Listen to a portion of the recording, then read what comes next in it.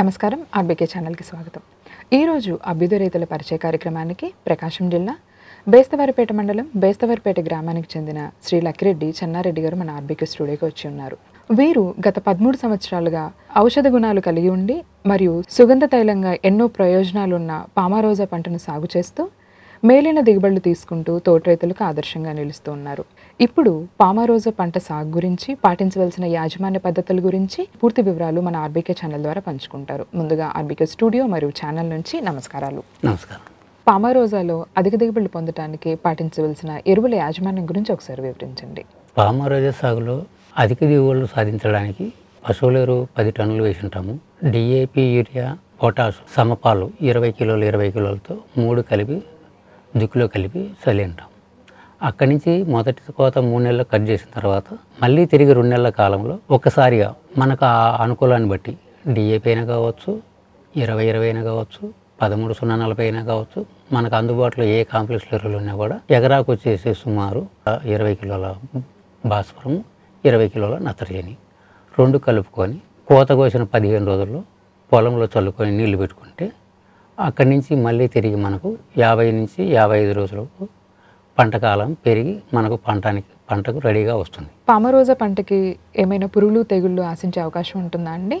Madam, పామారోజా పంటకు పురుగులు తెగుళ్ళు అనేటివి ఉండవు. అందులోనే ఆయిల్ ఉంటుంది కాబట్టి ఆ మొక్క దగ్గరికి ఏ చీడపీడలు దరిచేరవు. మనం విత్తనం వేసుకున్నప్పటి నుంచి కూడా మొదటి కోత ఎన్ని రోజులకు వస్తుందండి పామారోజాలో?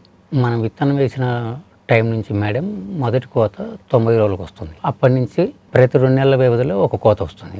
అలా సంవత్సరానికి 5 కోతలు పామారోజా గడ్డిని మనం కట్ చేసుకొని తీసుకోవచ్చు. ఒక ఎకరా పామారోజా సాగు చేసుకుంటే మనకి ఎకరాకి ఎంత దిగుబడి వస్తుందండి?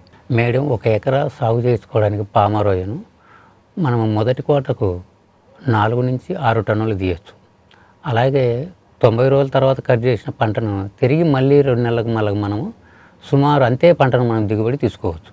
అలా దిగుబడి తీసుకోవడానికి యాజమాన్య పద్ధతులు మనం ఖచ్చితంగా పాటించగలిగితే రైతు అంతే దిగుబడి అలా సంవత్సరం పొడుగుతా ప్రతి కోతకు 4 నుంచి 6 టన్నులు తగ్గకుండా పంట వస్తుంది మేడం. రైతు సరైన యాజమాన్య పద్ధతులు పాటిస్తే కనుక మనం ఒక్కసారి పామారోజా వేసుకుంటే 4 నుంచి 7 సంవత్సరాల వరకు కూడా దాని నుంచి కోత తీసుకునే అవకాశం ఉంటుంది. అలాగే టన్నేజ్ కూడా ఏం తగ్గకుండా కూడా దిగుబడి వచ్చే అవకాశం ఉంటుంది అంటారు. అవును మేడం. పామారోజా గడ్డిని ఎవరైనా మార్కెట్లో కొంటారా అండి? మేడం, పామారోజా గడ్డిని మార్కెట్లో కొనేదానికి అవకాశాలు ఉన్నాయి. ఆ చుట్టుపక్కల ఎవరైనా ఏదైనా వర్షాకాలం ఎద్దడిగా వచ్చినప్పుడు ఈ పామారోజా గడ్డిని పశువులు తింటాయి బాగా. పశువులు ఈ గడ్డి ఉడికిన గడ్డి వల్ల తినేదానికి గడ్డిలో కొద్దిగా ఉప్పుగా ఉంటుంది తినేదానికి పశువు. అందుకు బరగుడ్డు బాగా తింటుంది. దానివల్ల పాల శాతం పెరుగుతుంది కూడా. మనకు ఎవరైనా పవర్ ప్లాంట్ అందుబాటులో ఉంటే ఈ గడ్డి పవర్ ప్లాంట్కు ఉపయోగపడుతుంది. తర్వాత వర్మీ కంపోస్ట్ చేసుకోవచ్చు రైతు అనుకూలాన్ని బట్టి. తర్వాత ఈ గడ్డిని ఈ మధ్య బిక్స్ కూడా తయారు చేస్తున్నారు. బొగ్గులాగా వాడే బిక్సులు ఉన్నాయి కదండి, ఆ బిక్స్ కూడా ఈ గడ్డి ఉపయోగిస్తున్నారు. అలాగే పామారోజా గడ్డిని నూనె ఎక్కువగా మార్కెట్లో అవసరాలు ఉన్నాయి కాబట్టి, డిమాండ్ ఉంది కాబట్టి ఎక్కువ ప్రాధాన్యత నూనెకే ఇస్తున్నాం.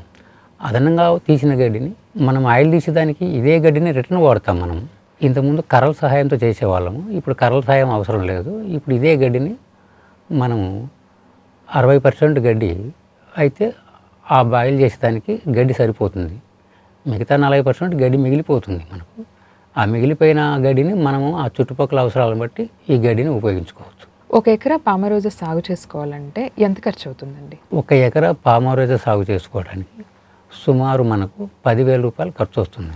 ఒక ఎకరా సాగు చేసేదానికి మనం వ్యవసాయ ఖర్చులు సుమారు ఒక 3,000 నుంచి 4,000 వస్తాయి. ఇత్తనం ఖర్చు ఒక 3,000 నుంచి 4,000 వస్తుంది. అక్కడి నుంచి యాజమాన్య పద్ధతులకు సుమారు 2,000 నుంచి 3,000 ఖర్చు వస్తుంది.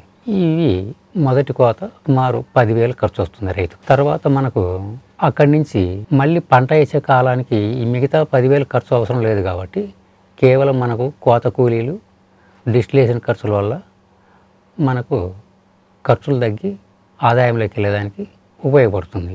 మనము ఏదైనా పంట వేయాలంటే సుమారు ఏ పంట వేయాలన్నా 10,000 నుంచి 15,000 రూపాయలు ఖర్చులు వచ్చే రోజులు అనమాట. అలా 2 పంటలు వేయాలంటే వ్యవసాయ ఖర్చులకే సుమారు 30,000 ఖర్చులు వచ్చే రోజులు ఉన్నాయన్నమాట. మనకి పామారోజా వల్ల మనకు అదనంగా వేసుకునే పంట ఖర్చులు ఏమీ లేవు కాబట్టి అట్లా కూడా సుమారు మనము ఒక 20-30 వేలు పంట వేసుకునే అవసరాలకే వాడే డబ్బులే ఈ పంటలో మిగిలిపోతున్నాయి మనం. అందుకు కాబట్టి ఎక్కువగా మేము ఈ పామరోజా సాగు మీదనే దృష్టి సాధించాం. పామరోజా పంట సాగు గురించి, పామరోజా సాగు చేసుకోవడానికి పాటించవలసిన యాజమాన్య పద్ధతుల గురించి, ఎరువుల యాజమాన్యం గురించి, పామరోజా కోతల గురించి, అదేవిధంగా పామరోజా సాగు చేసుకోవడానికి అయ్యేటువంటి ఖర్చు ఆర్బీకే ఛానల్ ద్వారా చాలా వివరంగా చెప్పారండి. ధన్యవాదాలు. ధన్యవాదాలు మేడం.